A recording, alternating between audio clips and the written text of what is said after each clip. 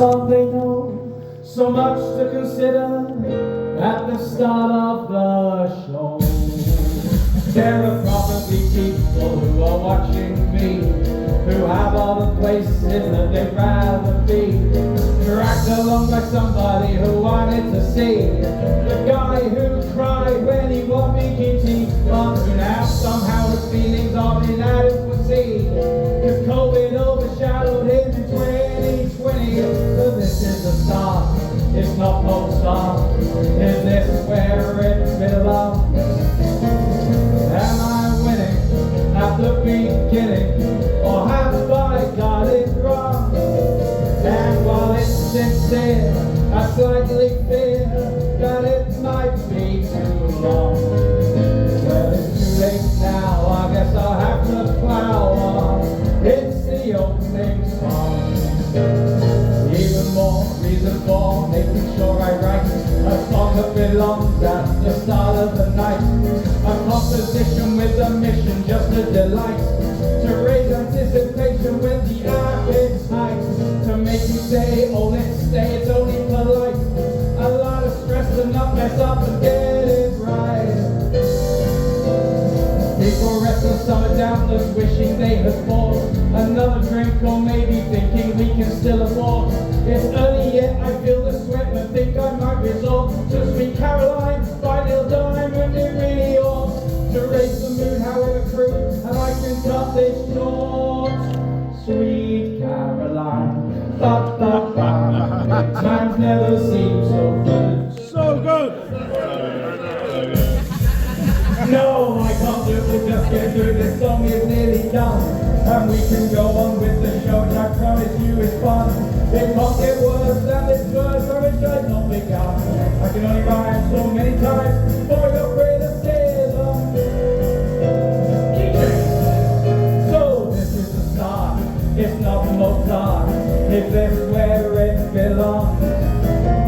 Am I winning at the beginning, or have I got it wrong? And while it's sincere, I slightly fear that it might be too long. When it's too late now, I guess I'll have to plow on. It's the opening song. Yeah, it's too late now, I guess I'll have to plow on. It's the opening song. Actually, this is Mozart. Twinkle, twinkle, little star. Oh, Baba, black sheep, have you any more? Oh, Baba, woolly sheep, let's be cool. Oh, A, B, C, D, E, F, G. Mozart wrote this when he was 3. It's all the same to me.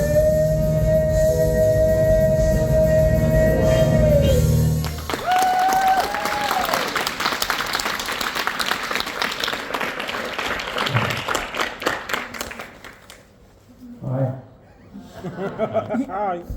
My name's John. It's my first time at one of these meetings. I've been the Britain's Got Talent winner for about 3 years now. It's not easy. Started in January 2020. I was offered an audition. It was too tempting. I shouldn't have taken it, but I did it. And that led to the harder stuff. Did the semis and the finals. Before I knew it, I was a BGTW. It's very stressful. It drives some people crazy. You might have been crazy already. It affects animals as well as humans. And it can really take it out of you. This guy's only 35. I'm just glad that there are meetings like this that I can come to talk about it. Makes me feel better. My granddad died in the Second World War, so alas, I never met him. As he marched into Italy, a German shot him dead, which understandably upset him. His body lay there till the end of the war, but they finally brought him back home. And here I stand in this graveyard, and this is written on his gravestone. He was laid by the Italian border. What a fight there must have been before he finally laid down. He fought his way through France, but he never stood a chance. He was only following a direct order. He was laid by the Italian border. My grandma died when I was 4, so she never meant an awful lot to me. For 15 years after Granddad's death, she ran a boarding house at Clacton-on-Sea. From all over Europe, men came for some fun, with her living, as it were, on her own. But her favourite was Luigi from Italy, so the same thing was written on her gravestone. I didn't get that. She was laid by the Italian border. What a dance there must have been before she finally lay down. It was a quick romance, but he got inside her pants. She loved Luigi and he adored her. She was laid by the Italian border. Good evening, welcome to the show.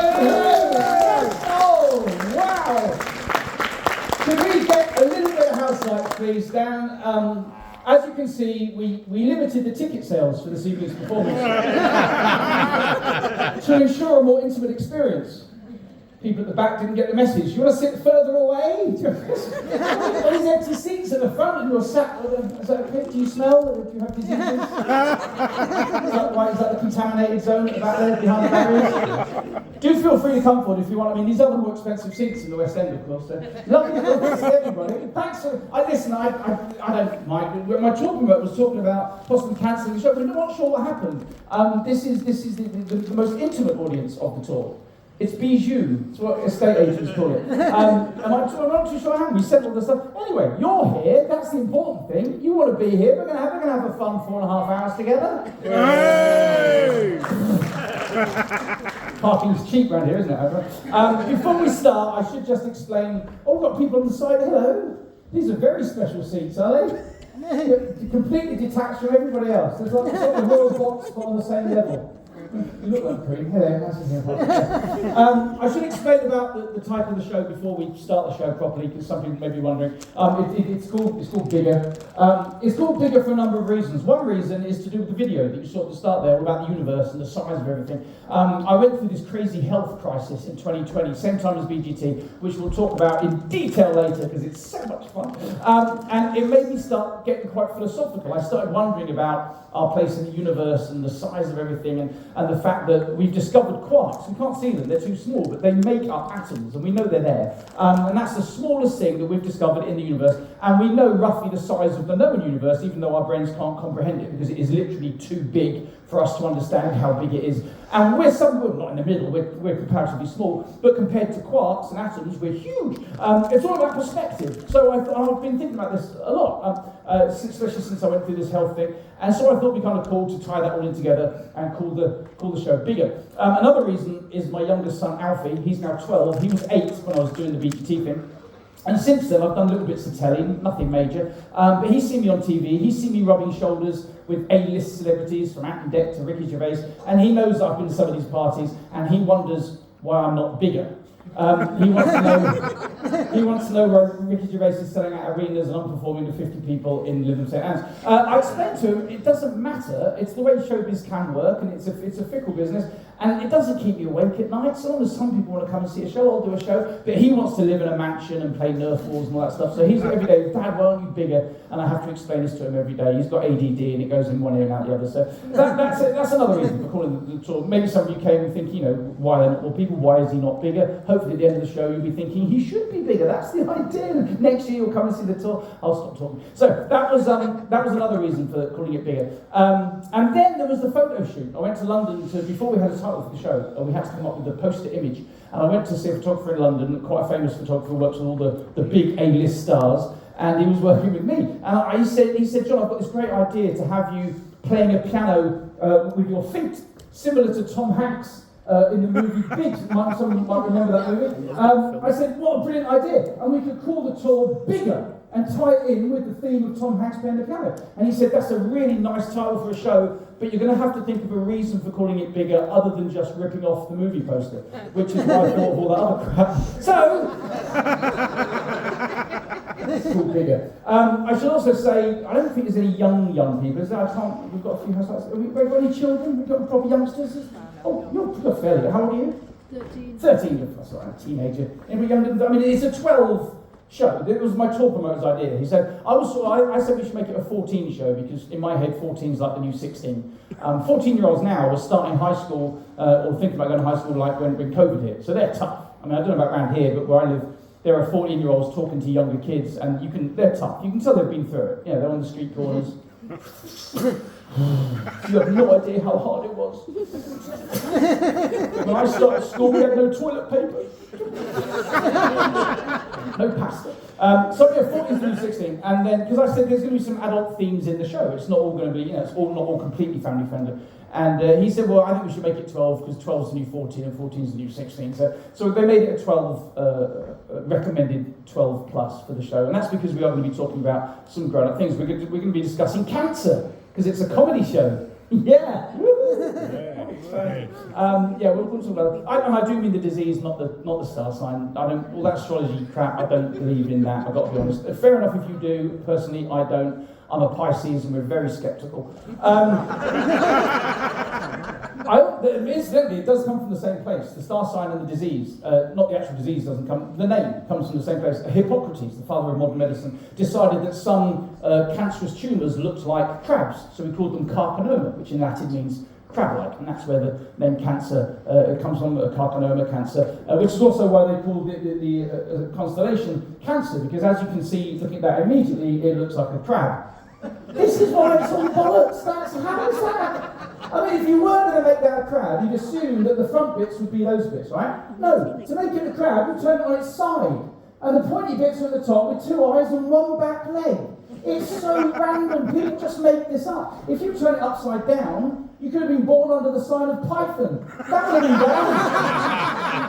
Born under the sign of Cleves. That would be a happier life, wouldn't it? We are going to talk about cancer. Also, another reason for the name of the tour, Bigger, I'm the sort of thinnest, I'm the lightest, fittest that I've ever been. Not the lightest I've ever been. That was 8 pounds, 3 ounces. I'm the thinnest I've ever been, mostly due to the whole cancer thing. I'm fine now, but I don't want to ruin it for you, but I'm okay. There's a happy ending so far. I had a treatment, I had some stuff cut out, so I'm the lightest I've been as an adult, which led to a lot of people who didn't know I'd been through that saying, John, you look so good, you look so fit, you look so well, even when I was still going through the treatment, because we weren't advertising it, we didn't go sort of public.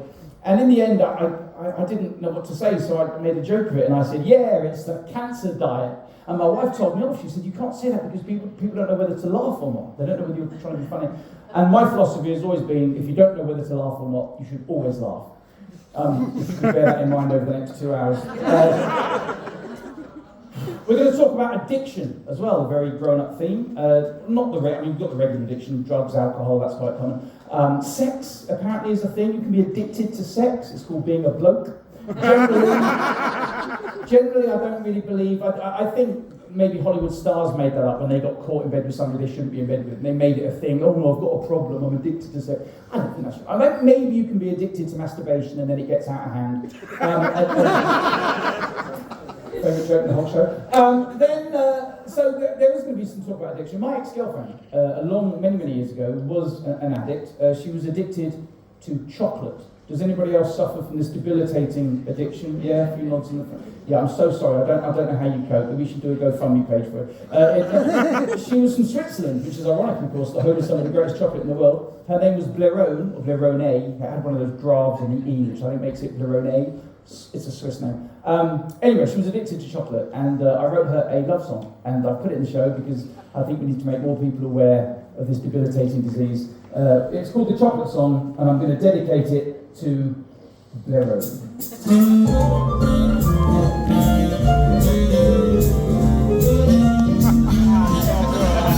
Sweet, sweet love, we were in sweet, sweet love.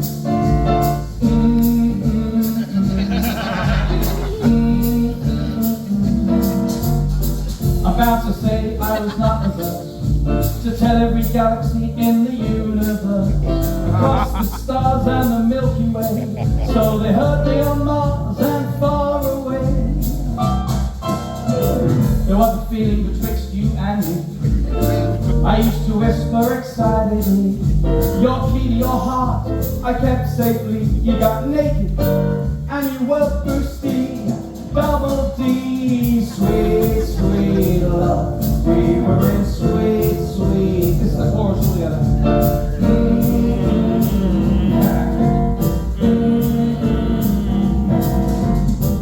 not gonna milk it, my heart was in a twirl. It feels like you were born, Bill, to be my girl. I thought the ripple of love that you lent to me would be the gold standard of what love's meant to be. It got rocky, we took time out on a break.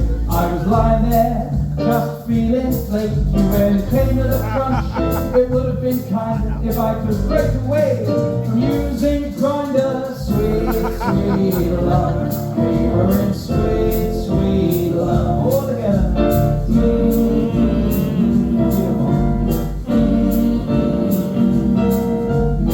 They laughed and snickered as we drifted apart. It was no picnic when you chomped on my heart. The reason our love was quality. I revel in that celebration romantically. I'm in the singles club, oh daring me. Aren't you glad you're fancy free? I'm afraid I'm gonna get to teach you anymore. It would be twisted to roll over and say I still adore you. My brain goes curly-whirly and I'm no hero. It takes all sorts of animals I fear though. I can't fudge it, I guess that is that. I'm not smarty enough, I miss my kitty cat. Now after 8 of these rhyming verses, I'll be the delight of all dental nurses. If I encounter you still in my prime, I'll be your hero till the end of time. Sweet, sweet love, we were in sweet, sweet love last time.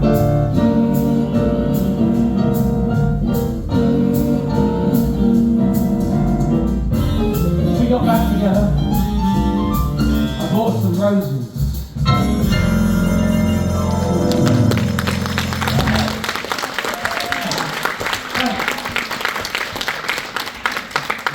I'll tell you something funny about that song. I originally wrote that for the show that I took to the Edinburgh Festival last year. And the original idea for the video was that I was going to feed the chocolate bars to my wife. During the song, every time I mentioned the chocolate bar, she'd eat the chocolate bar. So we hired a studio and a camera and a lighting rig, and we spent a whole day filming, because you've got to get lots of shots and then you edit it together. And we've got a quick clip from it, just to speed it up. She ate 49 chocolate bars. During the whole day. She was sick twice. That was one of them just there. There you go. And I used it for the beginning of the Edinburgh show, and then about 3 shows in, she called me. She said, "How's it going?" I said, "The show's going great." I said, "But I can't do the chocolate song." She said, "Why not?" I said, "It's not working." I said, "It turns out there are a lot of perverts in this world that are called feeders, and they get off on watching women being fed food." Nobody was listening to me, they were just watching the girl with big tits eating chocolate, and everyone was ignoring my song. So I remade the video, and she still hasn't forgiven me because she hasn't really eaten chocolate since we spent that day filming. It actually put her off eating chocolate, and apparently that's my fault.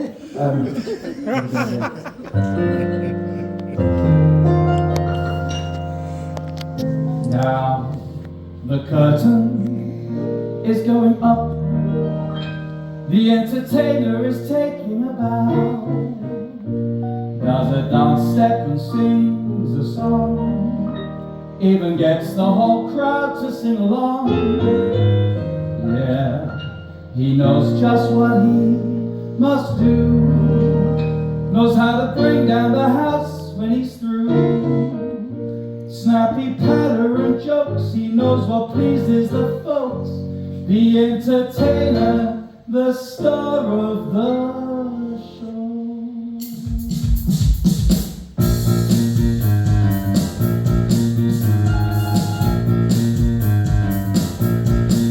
It wasn't vaudeville that he was on the bill, with all the singers, dancers, acrobats and clowns. There was a dancing fair, even a dog act there. I'd have comedians who never let him down. To do his favorite song, he grabbed them in the cities and the town. They came from near and far to see the vaudeville star, the entertainer. Oh yeah.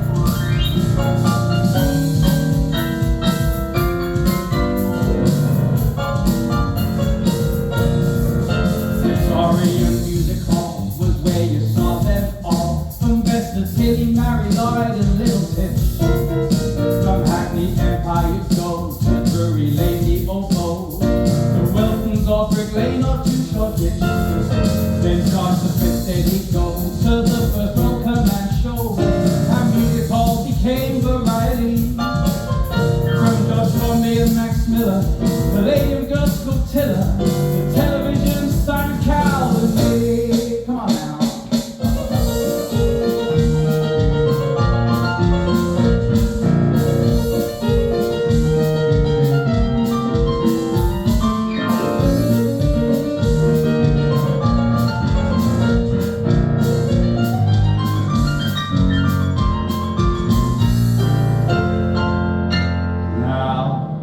The curtain is going down on the entertainer, the artist, the pro. He was put on this earth to bring us laughter and mirth. The entertainer, the star of the show.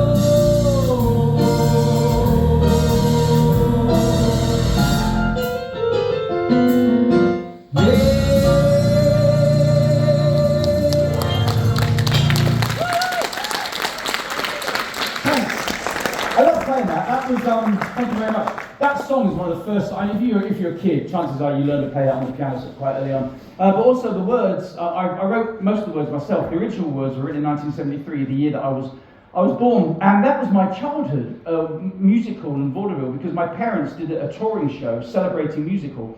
So I used to go and watch them do shows, and I used to help my mum learn the songs on the piano. That's how I started playing the piano. So that was a huge part of my childhood, and so was this.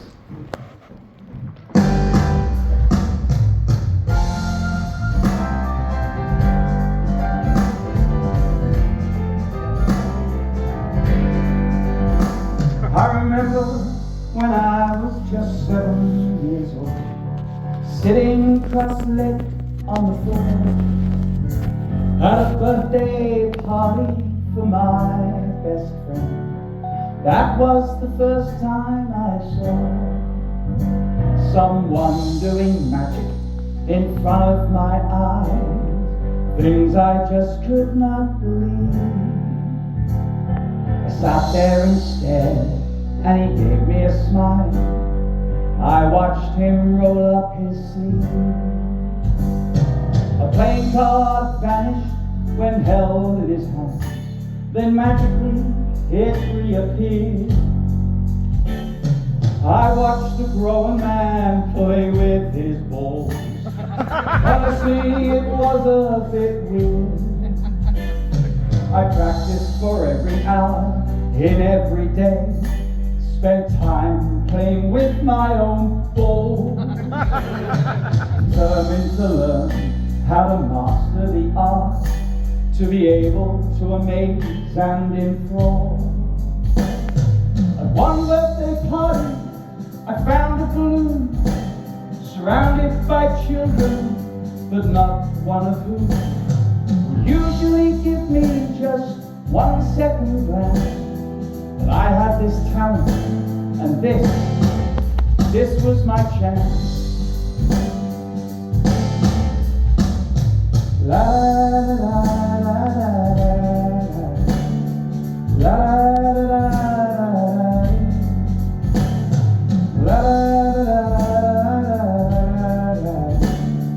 la.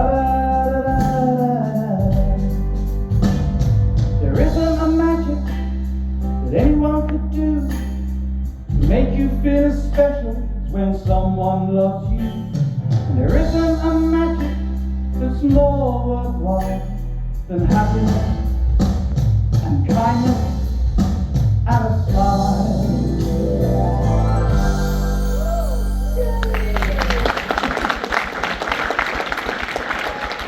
You're the youngest one here, you're going to have to believe. You're probably too old for them, aren't you? Don't worry, there's nobody sat behind you to piss off if the boots. Lots of empty space. What's your name, my friend? Alex. Alex, nice to meet you, Alex. Alex, that was a huge part of my childhood. You know, I got obsessed with magic. Do you like magic? Is it still kind of cool? See, when I was growing up, we had Paul Daniels. That wasn't very cool. It was quite funny. He wasn't cool. I mean, now you've got like David Blaine. He's pretty cool. But I got obsessed with magic when I was a kid. I had a publicity picture taken when I was about 9 years old in that picture. Look at that gorgeous hair. I know. And then then I more dramatic. I was about 19 there. The hair was already thinning at 19. Early male pattern baldness, it's called. Then I got a frilly shirt. That was the beginning of the end. Every magician should have a frilly shirt. And then by the time I was 19, I was working professionally, and that was my publicity photo. I had a tan as well. And so I didn't play the piano for the first sort of 10 years of my career. I just did comedy magic. I got sort of pretty obsessed with it, and as I say, never even used the piano. In fact, when PGT started, I think it was 2007, the first season, all of us that were in this business realised that it was a great platform to be seen on. And at the time, they weren't using many professional acts, so you had to go through the whole audition process. Now they'll phone you up and say, will you come on the show, will you come on the show? They didn't do that with me, by the way.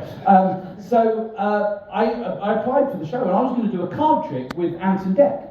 And I rehearsed this trick with, like, 2 people, and then I was going to do it. I got quite excited, and then it didn't get taken up. You applied for it, and they said, I did remind them of it after I'd won. I said, you bastards wouldn't let me audition in 2007. And I won the show, and they were like, yeah, but not doing magic. I went, okay. In my finals, there were 5 magic acts. I mean, thank God I didn't do magic anymore. 5 magic acts, me and a few others. So now I've got this really cool card trick that I never got to perform. I just need Ant and Dec. Would you believe it? I called them up. I told them I was coming here. Ladies and gentlemen, please welcome my good friends, as if, beer. They don't know where Little St. Anne's is. It's near Blackpool, right? Oh God, sorry. Right, now, what we need is Ant and Dec. So, is that an ant? Yeah. Can I borrow you for a minute? Is this your wife, or is it a business trip? Can you be Dec? Would you mind? You haven't got me too bad, it's fine. Ant and Dec, ladies and gentlemen, nice round of applause. We're going to do it. We're going to do the card trick. Hi. What's your real name? It is Anthony. Oh, brilliant. Right. So you've got to go on that side. And hello, my love. Please tell me you're called Dec. No, what's your name? Sarah, nice to meet you, Sarah. So, they always stand that way around, right? When we're on TV, they never stand, it's never Dec and Ant, that'd be too weird. It's always Ant and Dec. Now, by the way, you can take pictures tonight of the show. Don't do video just because it's a bit distracting. If you want to take some photos, by all means, we can share them at the end of the show. In fact, if you want to take a picture, just get ready now, because it's just an idea that if you... There you go. Right, now, come in closer. You might have to bob down a bit. They're both short asses. Bob down a little bit. There you go. Right. You might have to hide those because he definitely hasn't got them. Look at the audience. Now, if you take a picture and blur it slightly, people might believe that's a Dec we're here. No, it doesn't. Right, we'll do the card trick. Are you wearing a belt, Ant? Yeah. Can you just loosen the belt for me? Nothing embarrassing. I promise I won't embarrass you. You haven't got pockets, have you? This is going to be exciting. Right, I'll tell you what. We'll use the chair. Here, look. Have the chair right there. Now, it's just a card trick, so there's nothing to worry about. If you take the cards in both hands from me, we're going to count them one at a time. Take the first card off the top, turn it face down, put it on the bottom of the pile, and say 1. Take the next one off, turn it face down, say 2. Right, next one's 3. 4, no more help. 4. Well done. 6. She's so good. 8. 9. 10. Spread them up nice and neatly and put them on the chair and just sit on the cards for me. Make sure they're cheek to cheek. And they can take cards very happily. Ant, is the belt loose? Yeah. Guess where yours are going? we'll save some time here, Ant. You've got 10. Do me a favour, just point and count so they can hear that you've got 10. 1, 2, 3, 4, 5, 6, 7, 8, 9, 10. Behave, don't fall it, it's 10, yeah? 10 cards down the front of your trousers, like a little guillotine, just slide them, just shove them right in, go on. Yeah, what the hell? I use the same cards every show, God knows what I got on them by now. Right. You seen the guy last week, big sweaty, oh gross. Right now, put your left hand on the cards, on the cards, no, so on the front, that's it, good. And with your right hand, you're going to remove an invisible card. Like a invisible card. Right? Remove the invisible card. Show it to the audience. Do you believe you're holding a card? No. So why's your hand in the air? Pass the card to Sarah. Sarah, pass the invisible card. Show it to the people on this side. Show it to the people in the back. Put the card, 2 hands, well done. Put the card on the chair. How many should you now have? 11, because you believe that he's just given you one.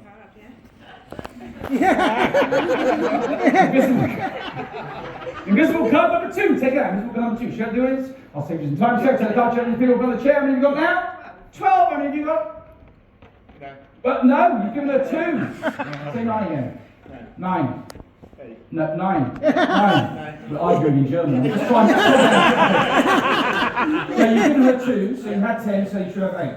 Yeah, and you should have 12. The last one's exciting. Just stand us there for me and face Sarah. Legs slightly apart, hands on your hips. Right, just bend forward. Okay, in a minute. In a minute, I need you to bend forward like this. Don't take the photo now. I'm going to count to 3. When I say 3, you're going to thrust, not now. You're going to thrust from your hips. Okay? Just do it from memory. And if you do it right, a card will fly out of your trousers. Just a card. And you're going to catch it on the chair. Are you ready? Forward at the hips on the count of 3. 1, 2, 3, go up in the air, down to the chair. Did you feel it? Dropped the first time for everything. Behave. Right. Take them out, Anne.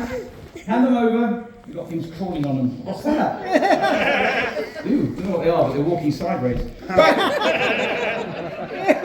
Right. Both hands out for cancer. Wow. Both hands out. Here we go. One at a time. 1, 2, 3, 4, 5, 6. 7. Anything else inside your trousers? No cards. Good. Just checking. Sarah, you counted them, didn't you? In your hands. Yeah. I didn't touch them. You put them on the chair and you've been sat them ever since. I'm not going to touch them. Take the cards. They're going to be a little bit warm from all the magic. You can do it, Sarah. One at a time onto my hand. Here we go. Do this. 1, 2, 3, 4, 5, 6, 7, 8, 9. Come on. 10, 11, 12, 13. Sarah, and give it a cheer.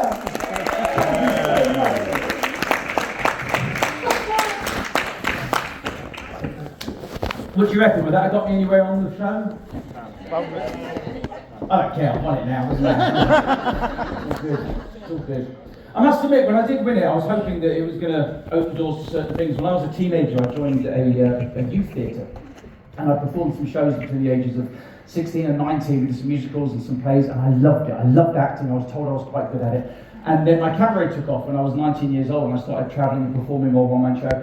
So the acting sort of took a back seat. So I was really hoping, after I appeared on the show and 14 million viewers, I thought, there's going to be all kinds of offers now, and maybe I'll get a soap opera or a BBC drama or a sitcom or something. Sod all. Nothing. It's fine, they gave me a lot of money. But it did inspire a song about broken dreams and shattered ambition. I'm fed up playing the piano and trying to make people laugh.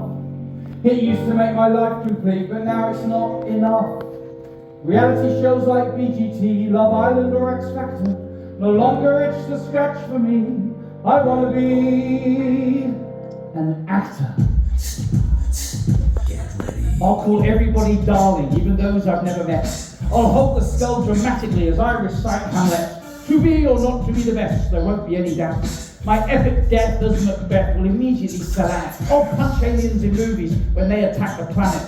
Or maybe just America, that's where they always land. It will fulfill fans' ambitions when I accept requests to autograph a photograph or sign across a naked chest. Yeah, that's the best. My love scenes will be analysed by all Lotharios. I'll love my leading ladies beyond the studios. My Bel Air pad will wish it had a huge revolving door. The endless stream of Hollywood cream coming back for more. Girls will get all giddy when I wink over my shades. I'll become adept at accepting accolades. There'll be cocktails and record sales, champagne and caviar. But at the top you can only drop, and the fall is very far. The food and booze begin to ooze around my hips and waist. My newfound porn trying to help to launch my latest movie race. Then paparazzi at the party catch me with a line, and with the blow a quick photo of me and Harvey Weinstein. Oh God, the headline. My latest play that hits Broadway splatters on the sidewalk. I'm like a ghost of chat show host who no longer want to talk. My latest girl has told the world she's issued an injunction. I'm still on TV, ironically, for erectile dysfunction. I've no compunction. I'm a broken man, bottle in hand, it's my companion nightly. I walk the street, some eyes I meet, they recognize me slightly. Then a jazz club near lets me hear my salvation, and I know as I wander in past beer and gin, it's my first love, the piano. I'll sing you a song, I'm the piano man, like Sam in Rick's Cafe. I knew Lambo jams, God knows I did it my way. I'll skid into my coffin with tales of presidents and queens. Not destined to be and never was, happy to be a has-been, but then again, maybe. Sat at this piano, I was always meant to be, not striving for a future that could be the end of me. The grass is always greener on the other side, that may be wrong. Maybe the seeds you sow and the lawn you mow, that's where you belong.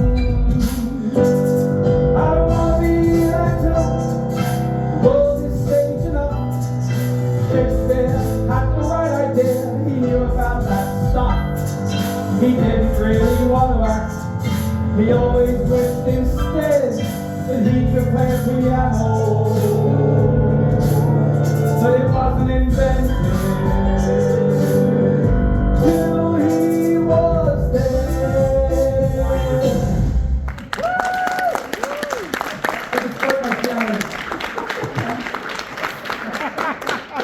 It's not a real piano, in case you haven't noticed. It's just, there you go.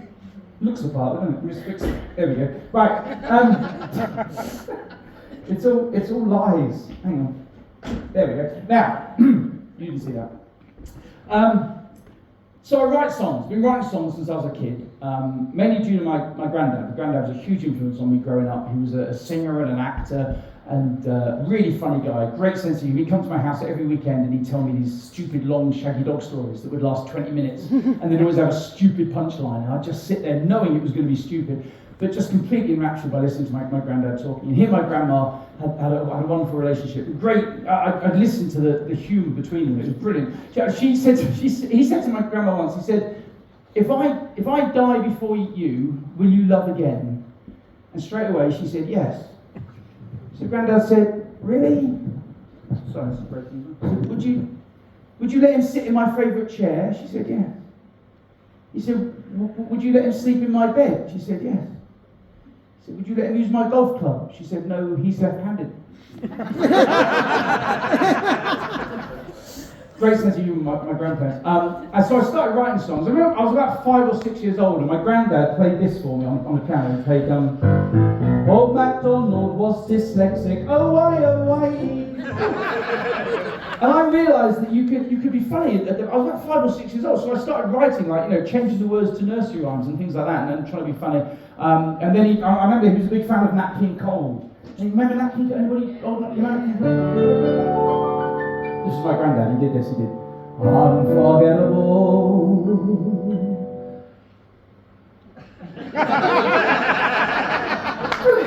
Oh, my granddad. So I grew up with this sense of humour, and then I started. So the reason I'm telling you this, I wrote a song for the Raw Variety Show, which is an amazing part of the prize of winning BGT. It's a show that I've grown up watching with my family since I was as young as I can remember, and all of a sudden I was on it. And I wrote a song for my wife, which I performed on the show, which you can see it on YouTube if you want to see it. And the reason I wrote that for her, I did explain it in the show, but they edit all that out because the show runs for like 3 hours and only have 90 minutes in the schedule when they broadcast it. So you didn't hear me explaining about the song. So basically, in 2008, I was on a cruise ship, performing on a ship. It was near Christmas, and I hadn't bought my wife a Christmas present because she's impossible to buy for. She insists that she's not, but she is. She is, right, Hazel? She's impossible. Yeah, she is. My mutual friend, Dan. So I hadn't got her a present. I'm on the ship, and I thought, how cool would it be if I wrote her like a love song? and I made a music video to go with it while I'm on the ship. I can film myself around the ship, make a little video, and I'll give it to her as a Christmas present. Some other bits and pieces. So I wrote this song called Your Christmas Song, and I filmed myself at the piano and around the ship, including in my shower. It seemed like a good idea at the time. It was called Your Christmas Song. Very simple little thing. Different shots around the piano, and then the shower scene. Yeah. The second scariest shower scene ever put on film. And I gave it to her on Christmas Eve, and she loved it. She said, "This is the sweetest thing. Is this going to be a tradition every year?" And of course I said, yes, that's exactly what I was planning. Oh my God, now I've got to come up. Now don't get me wrong, I can write little songs and ditties and inspiration will come from all different places. But when you're writing a song for the woman that you live with, it's a different thing. I mean, you've got to tread carefully. You can't be too funny and you can't take the mick too much. So I was trying to think, for the next few years I wrote fairly traditional little love songs, and then it started getting a bit weird. I started running out of ideas. So I made a stop motion video, which was another thing that my granddad got me into. She's seen it, right? And it was Lego. A little stop motion is when you have a scene and then you take a picture and then you move it a millimetre and you take another picture and you move it and you take like 24 pictures for 1 second of film. So it takes weeks to make a long, even a 3-minute film. So it was a Lego film which started off quite normally and then it got weird.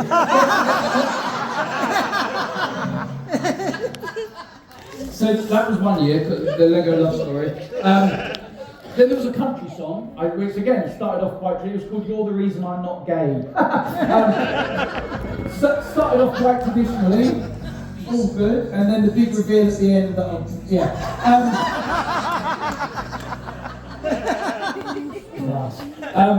one year I did a parody of Galway Girl, Ed Sheeran's hit, and it was called Dancing Girl, because Emma was a dancer. So it was the same tune as Galway Girl, and before the song I faked an interview with Ed Sheeran. I took some footage of him being interviewed and edited it with footage that looked like I was interviewing him, dressed up as Ed Sheeran, accusing him of stealing my image.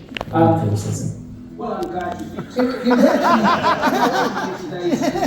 It was about a 20-minute interview. This is just a quick clip. And, you know, we talked back and forth, I edited it, and I put it online, and people were like, oh my God, how did you get to interview Ed Sheeran? I went, it's fake, people actually believed it. And then the year after I did the Royal Variety, 2022, because there wasn't an after party the year I did it because of COVID, they invited me back to be in the audience, and they invited me and Emma to the after party, and Ed Sheeran was the top of the bill that year, and he closed the show with his new Christmas song. He walked out onto the Royal Albert Hall stage wearing exactly the same suit that I was wearing, sat in the audience, and there's the proof. He really was trying to steal my image, that bastard. Anyway, there's a few more. They did get weird. One year I dressed up as Britney Spears in a schoolgirl outfit and did like a parody of I've lost weight since then at least, that's not bad. Backing dancers and everything. Then the year before Royal Variety was, I was performing on a ship the year before COVID struck in 2019, and it was Christmas, and I thought, I've got to try and wrap this up somehow. Yeah. That year, I was going away for a week, which was longer than I normally went away for, and it was a luxury cruise line called Seabourn. You get a butler and a room stewardess, and you get treated the same as the passengers. It's an amazing experience. So I was away for a week, so I thought I'll take this time to make another stop motion video, but we won't do Lego, we'll do proper plasticine, which is what Wallace and Gromit, like modelling clay. But I didn't make a Wallace and Gromit, I made a plasticine singing penis.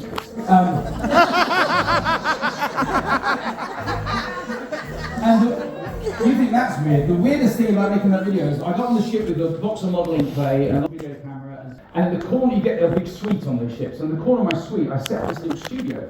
And I had the camera, and I stuffed a pillow into the top of the jeans so it looked like my belly, and then I positioned it on the thing, and then I made the plasticine penis sticking out of the flies of the jeans, and I had the camera and the light, and I set it all up, and then I went for dinner. And when I came back, they'd made up my suite. They'd done my bed, and but obviously had no clue what was going on with the weird sex scene in the corner of the suite. I was mortified. I've got to make sure that I see my room stewardess, this lovely little Filipino girl. I've got to make sure that I see her and explain that I'm making this film. I was there for a week and I never met her. I can only imagine after that first day, she was waiting at the end of the corridor until I left the room, and then she'd dash in and tidy up so she never had to confront the weird pervert with the plasticine fetish. Anyway, I've never been invited back on Seabourn since, so word obviously got around that there was a weird guy doing that in the suite. Fair enough. So anyway, that was the last year. Then I did the Royal Variety, and I thought, how cool would it be to end the tradition by performing a song in the Royal Variety, which, as I say, I'm not going to do at the show because it's called Cosmos at Christmas, and it's April, that'd be weird. But you can see it on YouTube. The reason I'm telling you all this is because the songwriting bug I did get from my granddad. And generally when I write songs, I try and find the funny. Always want to make people laugh. It's a lovely feeling. And then just after I won the show, the Royal British Legion got in touch. And they said, could you write us a song to help us celebrate our centenary anniversary? And I said, of course, I would be honoured. It's a charity that's very close to my granddad's heart. So I went to my studio and I sat down to write this song, and I couldn't find the funny. How do you find the funny about that charity that stands for so much and represents so many things to so many people? So, for one of the few times in my life, I just wrote a song without trying to crowbar a joke into it. I don't always put it in the show, but I'll put it in tonight for you guys. It's called I Wish I'd Asked Him More, and it's inspired by my granddad. Just need a quick sip. You know?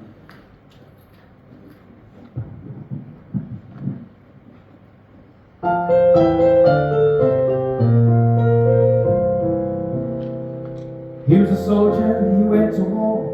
Sometimes I asked what he was fighting for, but he'd tell me stories and I'd sit enthralled. I wish I'd asked him more. He married true love at 18. For 3 years their love went unseen. Though battle scarred, true love endured. I wish I'd asked him more. Stories of sixpences and shillings, front doors unlocked and neighbours willing. The history you live, the people you know. Tell me your stories before you go. I know that you don't want to talk about the violence and death you saw, but your life will always be more than the blitz of Hitler's war. I've read of Christmases in trenches, football games and sharing lunches, but every lesson learned should teach us why gunfire was heard on beaches. I wish that we'd sat down before, could have asked you more. In your drawer at your bedside are the medals and ribbons they're just beside the poppy and pin that you wear with pride for the Legion by your side. Now your great-grandchildren are here. I tell them tales of the brigadier who for victory stood and faced his fear, and the Legion he held dear. Tell me of the years you shared with Grandma as the perfect pair, devoted love and years of care, those final months when she was scared. You held her hand and let her talk, often making no sense at all, but you were there, and at nightfall you held her when she called. I wish that we'd sat down before, could have asked you more.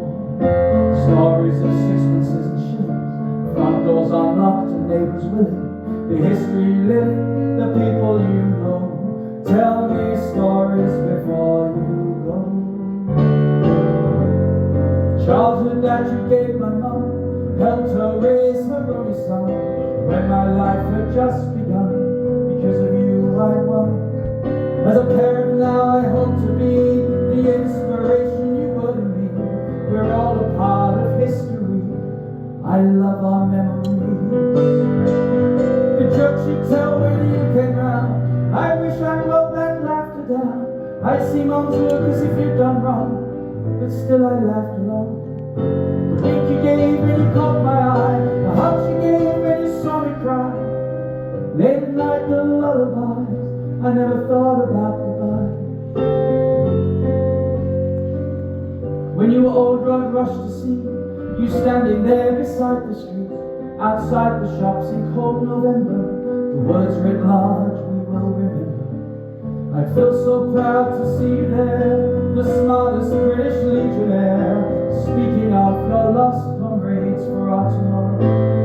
They give their today. So children listening, you can see the slightest opportunity to sit upon your granddad's knee and listen to his story. Grasp every moment that you can. I guarantee Granddad or Gran will have so many tales in store. I wish I'd asked mine more. He was a soldier, he went to war. Sometimes ask what he was fighting for. He'd tell me stories and I'd sit in thrall. I wish I'd asked him more. I wish I'd asked him more.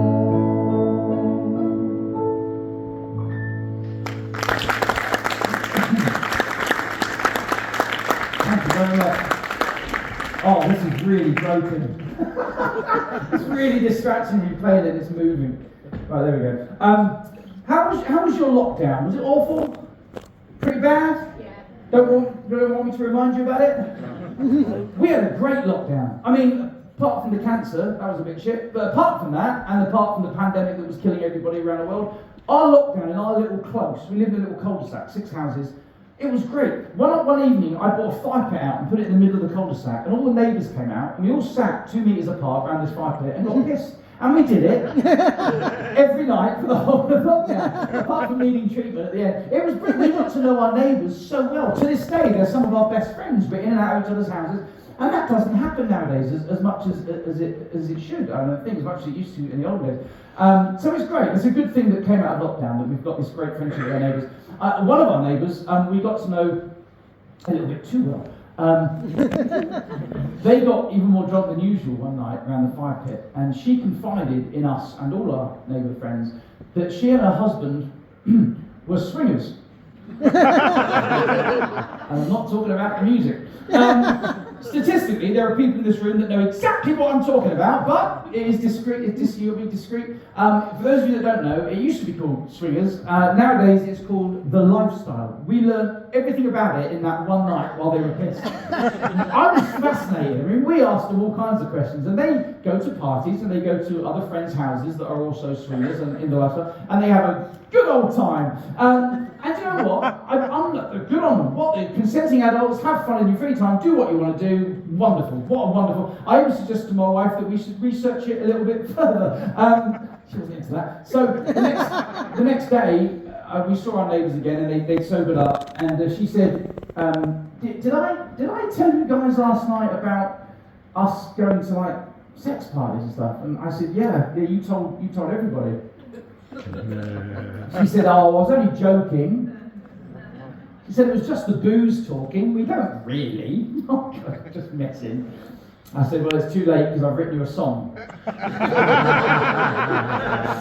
I woke up in the morning and I thought, that's fascinating, but surely it's really not the thing to want to swing during lockdown. It's safer, I know, when you don't have to go to the house of some fellow to get your kicks. We tried it for a while, maybe we were in denial, but an orgy isn't wild if there's a rule of 6. Everyone gets nude and there usually is lube, but it ruins the mood if there's sanitizer. It can furlough your fling with the shock that it brings, and you realise it stings if it gets inside you. So our sorrows we drowned on our own in dressing gowns, instead of out on the town playing around.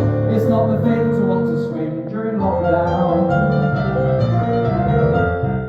Some may find it creepy, but we don't do loving meeky. We get naked with friends weekly and it makes our passion boil. For years we have discovered we make friends more when uncovered, or if we all are smothered in some baby oil. Group sex is nothing new, it's been around since before Druids. Exchanging bodily fluids is a fun activity, but social distancing's a bummer and the parties really suffer. 2 meters from your lovers, not an ideal place to be. So our sorrows we drowned on our own dressing gowns, instead of out on the town playing around. It's not the thing to want to swing during lockdown. Well, the internet is easy, it can feel a little sleazy when you're trying to do some teasing in some internet chat room. We were under the impression that swinging meant discretion, but we all saw some erections when we weren't wearing pants on Zoom. Not just me. We missed our lips entangled, or grabbing a random ankle, or anything that dangles between more than one baton. It wasn't a modicum of fun, no welcome for anyone. We bulk bought condoms, but our heart was just a twosome. I know some friends in our position made it their lockdown mission, with 1 or 2 conditions to continue nonetheless. Some like-minded friends were visited, though it was still prohibited. Lateral flow tests were distributed, and if someone coughed, then they got dressed. So our sorrows we drowned on our road dressing gowns. Instead of out when the town came around, it's not the thing to want to swing during lockdown. Now the lifestyle that we relished for so long we thought was finished, but it's not even diminished when we know the reason why. Everyone now realizes life goes fast before your eyes is. So they're raising dresses and dropping trousers and living life before it flies by. Every party was a masked one, but so was shopping in Morrison. We thought swinging was for everyone, till at a party we unmasked my mum. So that was the quick ending, and we're no longer thinking of swinging partying. It really was scarring. So be careful who you bring, or there may be a family fling. It's not the thing to want to swing during lockdown.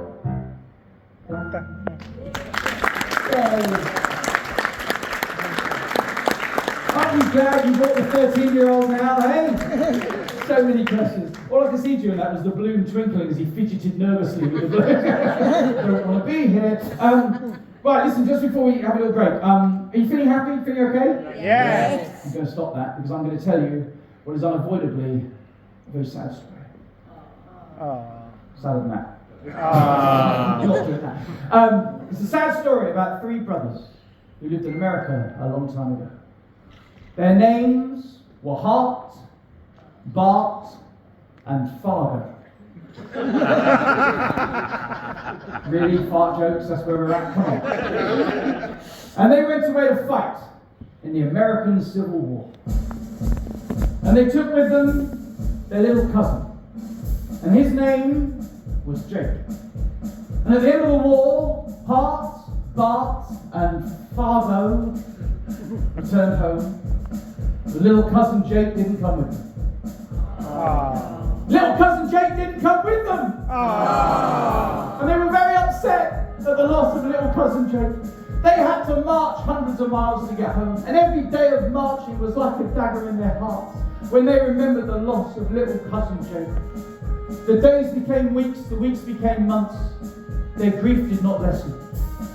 Many months had passed. They were sitting on the porch of their American home, raising a glass and toasting to the memory of little cousin Jake, as the sun was coming down to touch the horizon, when a tiny figure appeared in perfect silhouette against the setting sun.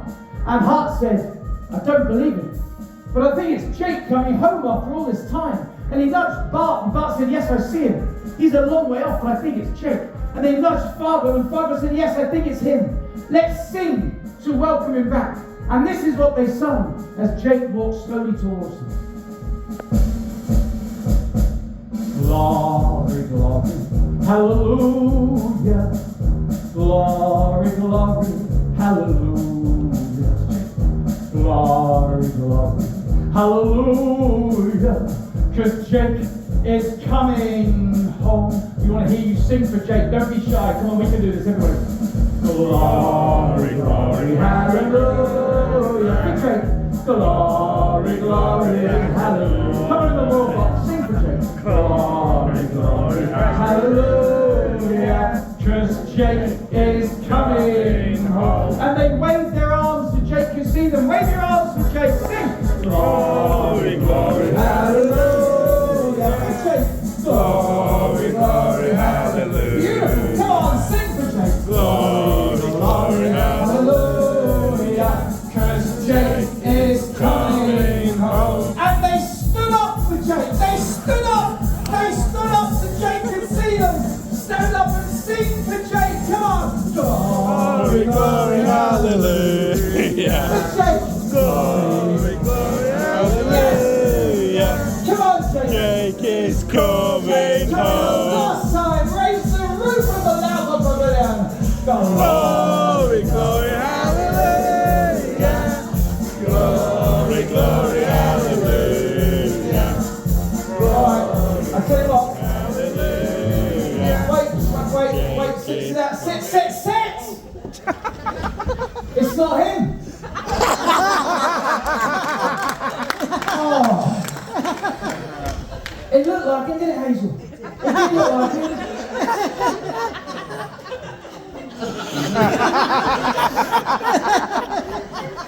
I can't believe you all stood up. That was brilliant. I normally get about 6 people. There's people at the back going, come on, Jake! God, I feel powerful and slightly aroused. I'm so sorry, it's one of my favourite routines. I have to put it in the tour. I promise I won't do anything like that in the second half. Please come back. So just before we go, let me tell you this. In 2022, the producers of BGT got in touch with me and they said, John, the semi-finals for this year's show is going to coincide with the Queen's Platinum Jubilee. So we want to do a big celebration and we want you to write the song. We're going to have the D-Day Darlings and Colin Thackeray in his uniform, and we're going to have military drummers and a choir, and we're going to have you on the piano, and we're going to have a big celebration of the Queen, and we want you to write an original song that we can all sing. I said, wow, what a thrill, what an opportunity. So I went home and I wrote the most patriotic, it was cheesy, like proper British. I think we should do more of that, you know? And when I say British, I'm not talking BNP, I'm talking about, you know, being British is welcoming foreigners to our shores. That's part of being British, and we should celebrate the British flag. In America, they fly the Stars and Stripes everywhere. We're almost scared to fly the Union Jack, and I think we should celebrate being British. So I wrote this song, and it was all about this British tradition, the things that, you know, going back over the years, things that make us feel British. And I sent it to the producers, and they said, absolutely not. They said, this is like an anthem for the BNP. I said, no, it's not. This is what we should be doing. It's the Queen's Platinum Jubilee. When else can we celebrate everything that is traditionally British? I said we should do. So I had to rewrite it, and it went back and forth. All these things, when you do a collaboration, I did the same thing on Ant and Dec's Saturday Night Takeover. I did the end of the show, and I wrote a song, and it goes through other writers and producers, and has to go through clearance, and lawyers get hold of it. And so what you end up performing is very different to what you first started writing. And it was still great, it was good fun. Again, it's on YouTube, you can see it. It was my idea was to have Colin Thackeray at the end, front and centre, singing Always Look on the Bright Side of Life. He's 92 years old. I mean, how ironic would that be? It'd be brilliant. And they said, no, we want Colin Thackeray singing I vow to thee, my God, which was still lovely. It was a lovely tinkly moment. So it all changed from what I originally wrote. So I never got to do it on telly. However, tonight, my show, my song, my rules. This is the last song before the interval. This is the last song before the interval. This is the last song before the interval. This is the last song before the interval. This is the last song before the interval. This is the last song before the interval. This is the last song before the interval.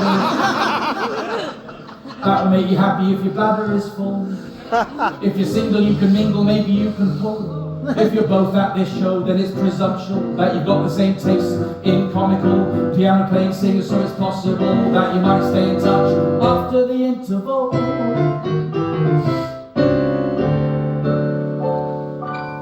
Now, what has Britain got apart from talent? What's the world's opinion of us Brits? My granddad used to wish that foreigners spoke English. My dad went through the Blitz, but foreign food give him the shish kebab.